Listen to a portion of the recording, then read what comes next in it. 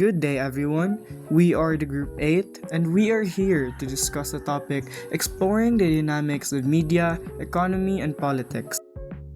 And by the end of this presentation, we should be able to demonstrate understanding of how media influence economy, politics, society, and vice versa. Another is relate the political economy of media to specific issues, examine a particular media-related issue through the lens of political economy, discuss the basic concepts of political economy of media, and describe the threats, risk, abuse, and misuse that media practitioners face. Let's start with the political economy of media. So, political economy is a study that, in the broadest sense, deals with how issues of ownership affect media. It deals with the overlapping threads of economy and politics and how relations of ownership affect society and everyday life. And more specifically, Robert McKesney of 2008 states that the political economy of media focuses on the issues that follow. And these issues are the nature of journalism and its relationship to democratic practices. This is how media firms and market operate. Another, understanding propaganda from governments, commercial interests, and private parties. Commercial media and the politicization of society, the relationship of media to racial, gender, and economic inequality, the relationship of media to foreign policy and militarism, the specific role of advertising in shaping media markets and contents, communication policy making process, telecommunication policies and regulations, the relationship of communication to global and contemporary capitalism, the nature of commercialism and its impact upon culture, public broadcasting and the establishment of alternative media institutions and systems, the relationship of technology to media and politics and society, the relationship of media to popular social movements. And we should remember that all these interconnected issues helps us understand the complexities behind media and aid us in gaining a better understanding of how society influences the form and content of media and how this in turn influences important aspects of society as well. Information in the economy. The economy and the media are closely connected. Newsrooms handle hundreds of stories every day, from politics to business. And they compete to be the first to report big news. Because of this pressure, mistakes and oversimplified reports can happen. That's why accuracy and credibility are very important in journalism. The way information is shared can affect people's decision, especially in the economy. Peso-dollar rate. News about the peso and dollar exchange rate often influences how people feel about the economy. When the peso gets weaker, prices of imported goods like fuel and materials go up, which also affects transportation and electricity costs. On the other hand, overseas Filipino workers or exporters benefit from a weaker peso because their dollar earnings become higher in value. So, the media should help audiences understand both sides, not just report it as good or bad news. Stock market. Covering the stock market is another important job in business journalism. Reporters need to update news quickly because prices change fast. Sometimes, they use strong words like soared or plummeted to attract attention, even if the change is small. But this can influence how many people invest. That's why it's important for the media to report carefully and explain the reasons behind the changes. And let us watch this video to further understand the media and information in the economy.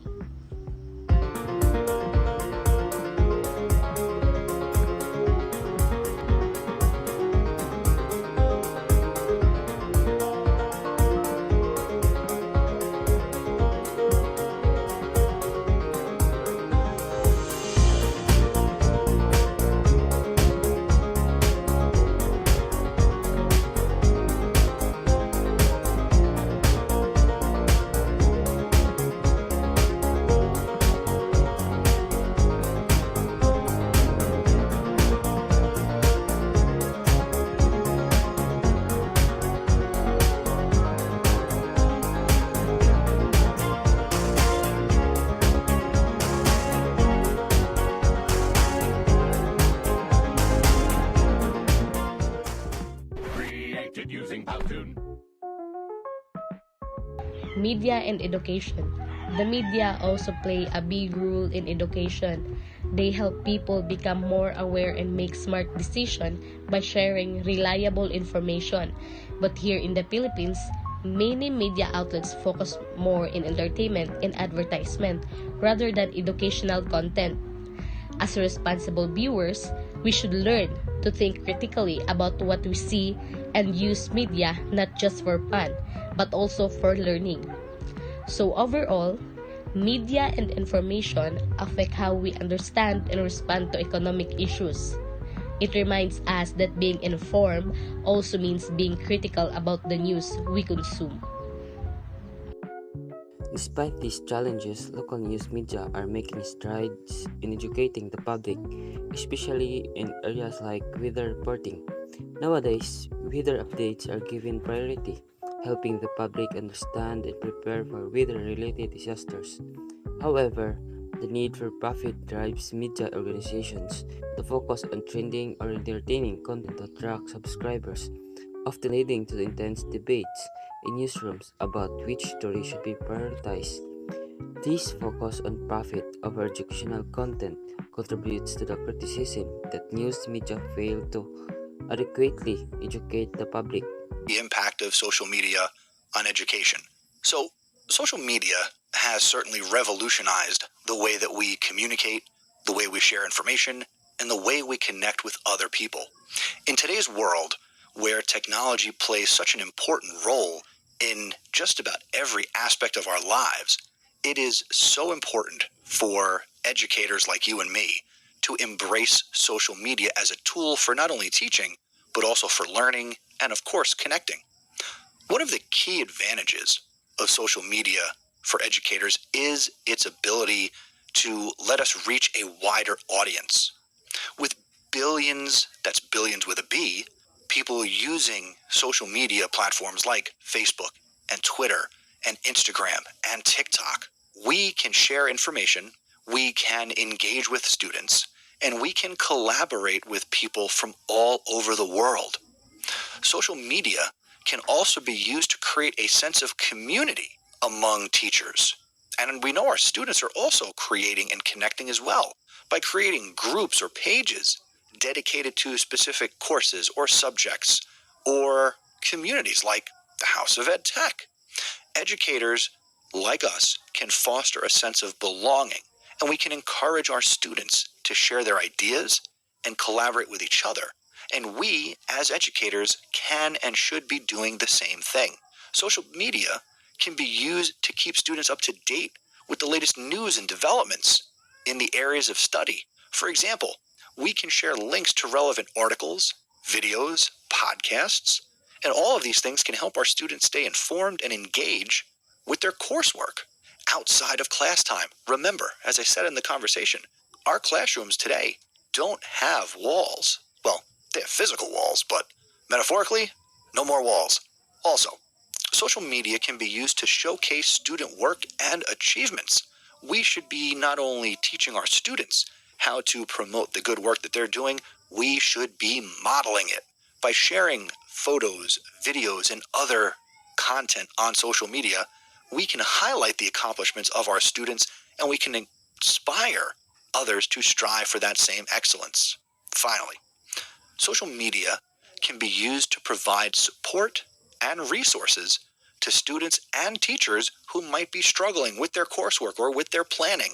We know today that teachers are facing challenges more so than any other time in the history of education.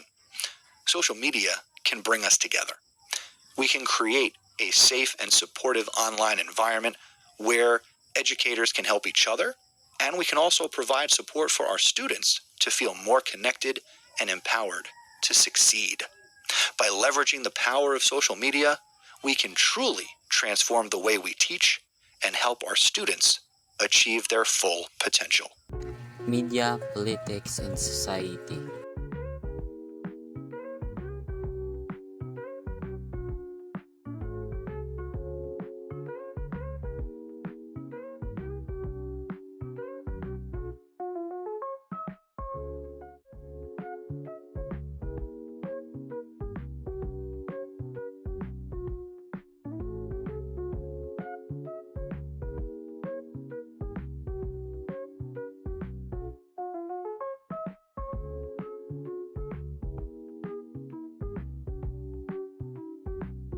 In these slides, it shows the example of unemployment statistics using media. As the fourth state, it has the responsibility to call the government out of an issue such as this and give a more accurate account of data and its impact on society and everyday life. Reporters should exert effort to validate claims made by governments, their critics, and non-government organizations. More importantly, viewers and readers should be equally discerning. Threats and risks related to mainstream media. Before the internet, news followed strict schedules across TV, radio, and newspapers. CNN introduced 24/7 news, influencing global media. In the Philippines, ABS-CBN adopted this model through the Sarimanok News Network. Later, ANC offering real-time updates but disrupting regular TV programming. GMA followed with GMA News TV after QTV closed. Digital platforms, social media, and smartphones further changed news consumption, providing instant access but also creating new risks for journalists. Spread of misinformation. Number 2. Political influence in news content. Number 3. Harassment or attacks on journalists. Number 4. Cyber attacks on media networks. Number 5. Declining public trust in mainstream news. And that's it. Thank you for listening.